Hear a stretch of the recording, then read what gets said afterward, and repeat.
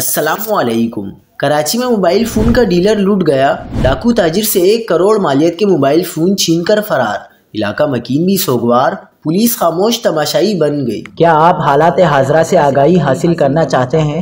خبر کے پیچھے چھپے اصل حقائق جاننا چاہتے ہیں تو ابھی سبسکرائب کیجئے دل پاکستان کو اور ساتھ ہی گھنٹی کے نشان پر کلک کر دیں۔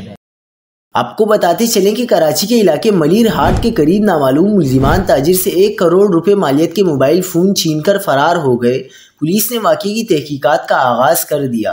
پولیس حکام کے مطابق تاجر اپنی موٹر سائیکل پر موبائل فون لے کر قائد آباد موبائل مارکیٹ سے اپنے گھر ماڈل کالونی جا رہا تھا اور اسی دوران ملیر ہاٹ پر موٹر سائیکل سوار ملزمان نے اسے روکا اور موبائل فون چھین کر فرار ہو گئے۔